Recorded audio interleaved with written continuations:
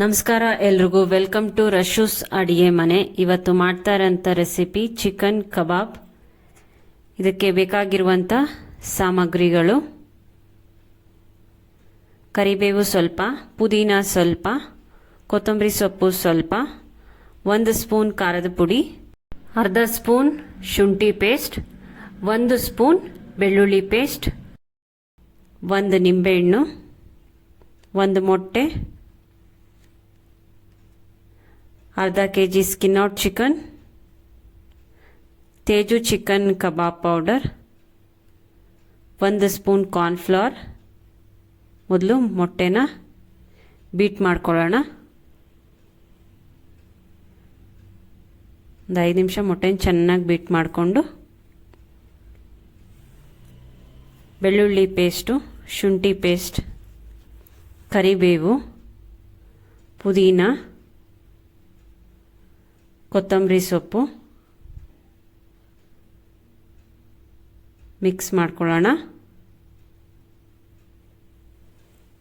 Teju chicken kebab powder ಸೇರಿಸ್ಕೊಳ್ಳೋಣ.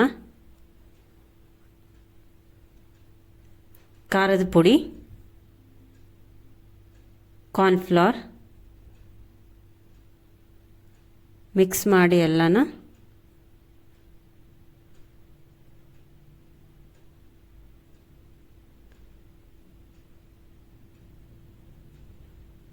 ಸ್ವಲ್ಪ ರುಚಿಗೆ ಉಪ್ಪನ್ನು ಸೇರಿಸ್ಕೊಳ್ಳೋಣ. ಮಿಕ್ಸ್ ಮಾಡಿ ಈಗ ಚಿಕನ್ನ ಸೇರಿಸ್ಕೊಳ್ಳೋಣ.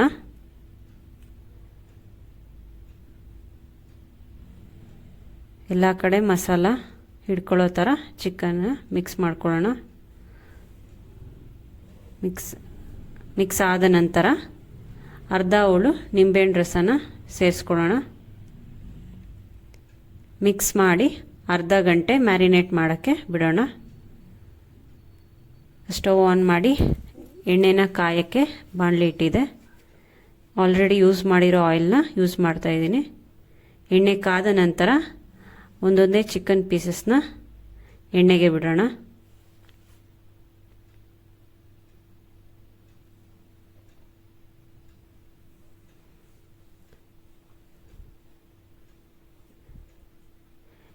ಒಂದು ಸೈಡ್ ಚೆನ್ನಾಗಿ ಬೆಂದ ನಂತರ ಇನ್ನೊಂದು ಸೈಡ್ ತಿರುಗಿಸಿ ಬೇಯಿಸ್ಕೊಳ್ಳೋಣ. ಬೆಂದಿದೆ, ಇದು ಸರ್ವ್ ಮಾಡ್ಕೊಳ್ಳೋಣ. ಚಿಕನ್ ಕಬಾಬ್ ರೆಡಿ ಇದೆ. ಈ ವಿಡಿಯೋ ನಿಮಗೆ ಇಷ್ಟ ಆಗಿದ್ರೆ ಲೈಕ್ ಮಾಡಿ, ಶೇರ್ ಮಾಡಿ, ಸಬ್ಸ್ಕ್ರೈಬ್ ಮಾಡಿ.